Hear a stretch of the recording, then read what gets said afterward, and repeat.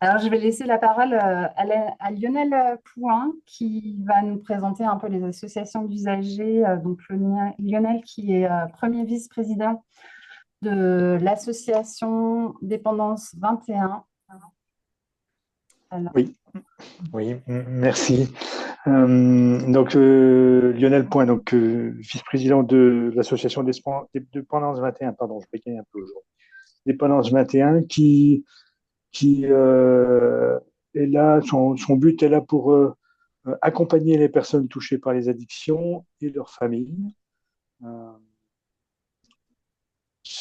nous ne sommes que des pairs, en fait, hein, c'est l'association d'anciens consommateurs, népalistes, comme on dit.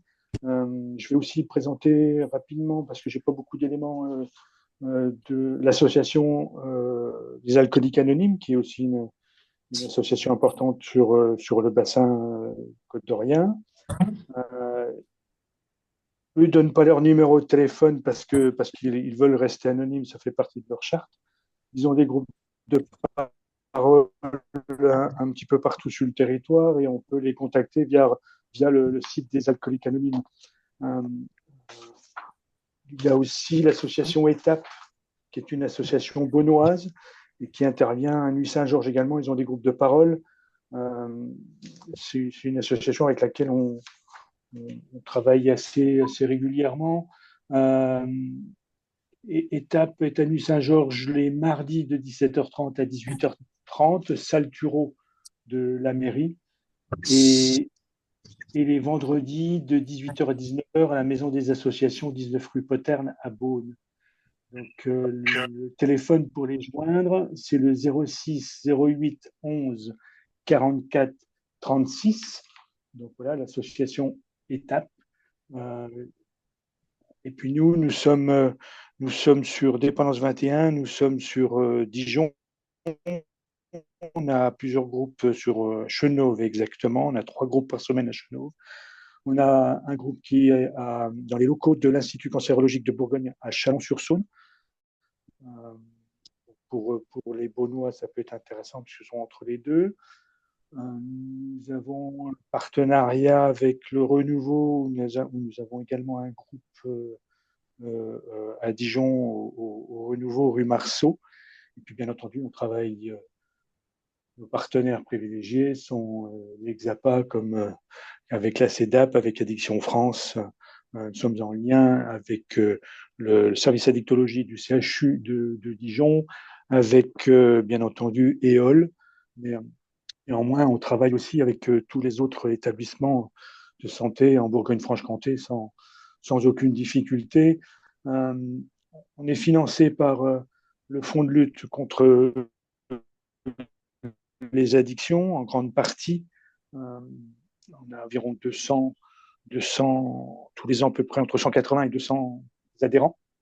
Et nous accompagnons les gens, quelle que soit l'addiction, que ce soit des addictions sans substance comme les jeux d'argent et de hasard, et les troubles du comportement, certains troubles du comportement alimentaire, euh, les achats compulsifs, mais on a aussi un accompagnement sur ce qui est addiction à la pornographie et puis euh, les problématiques de jeux en ligne aussi. Côté produit, c'est vraiment aussi toutes les addictions. Ça va du tabac à la cocaïne en passant par le cannabis, euh, l'héroïne, les produits de synthèse, l'alcool, bien entendu. Donc voilà. Et la particularité que l'on a, c'est que nous, nos groupes de parole, autour de la table, nous avons toutes les addictions et les familles. Voilà. Alors, bien entendu, quelquefois, il y a des familles ou des malades qui ne veulent pas avoir leur famille dans le même groupe. Donc, comme on a plusieurs groupes, on peut facilement organiser ça. Mais ça se passe plutôt bien et c'est intéressant parce les familles peuvent entendre l'ensemble des malades et vice-versa. Donc, ça amène une richesse.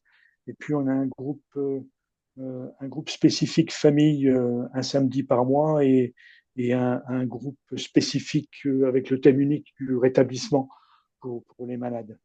Donc aussi une fois par mois.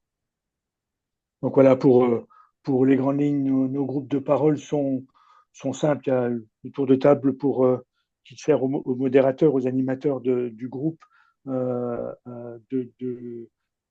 baromètre pour mesurer l'état de bien-être de la personne, si elle est en difficulté ou pas. Ça va nous permettre aussi de réfléchir à des thèmes à proposer en fonction de ce qui est dit. Et puis, s'il n'y a pas de fait marquant, enfin, s'il n'y a pas de fait marquant, ou si les participants veulent proposer un thème, eh bien, on choisira des thèmes de discussion pour pouvoir aborder. Alors, ça peut être sur des thèmes, les fêtes de Noël qui approchent, comment on fait, par exemple, pour passer les fêtes sans perdre de vue nos objectifs, parce que c'est l'arrêt, mais c'est l'abstinence, mais c'est aussi pour les gens qui le souhaitent, aller vers une simple gestion des consommations et rester quand même dans les consommations, mais sans débordement. Euh, donc voilà pour nos groupes. Et puis on a aussi des entretiens individuels pour les gens qui veulent exposer des problématiques de manière plus discrète, plus anonyme. Donc ça, c'est important aussi. Et puis on a des partenaires, avec un cabinet d'avocats qui est avec nous depuis 20 ans. L'association a 20 ans, elle aura 20 ans à la fin de ce mois. Et on a un cabinet d'avocats qui nous accompagne depuis le début pour les gens qui ont des problématiques de justice. On a des partenariats avec des mandataires judiciaires. Euh, on a aussi des agréments avec la justice, bien entendu, la santé, ça va de soi, puis l'éducation nationale. Donc voilà, donc ce qui nous permet de pouvoir travailler et puis d'avoir un réseau assez important pour permettre à nos adhérents d'aller vers une meilleure qualité de vie et une sortie des troubles de l'usage. Voilà. Moi, je suis moi-même ancien consommateur. J'ai arrêté de fumer de tabac cannabis il y a plus de 28 ans. Ça fera 29 ans au mois de janvier 80, de cette année. J'ai arrêté en 96. Et puis pour l'alcool, ça fera 16 ans au mois de février l'année prochaine. Je suis aujourd'hui titulaire d'un DU en addictologie et j'ai entamé un parcours de certification patient expert addiction, euh, donc avec France Patient expert addiction. Donc voilà pour moi, pour l'association. Merci Lionel.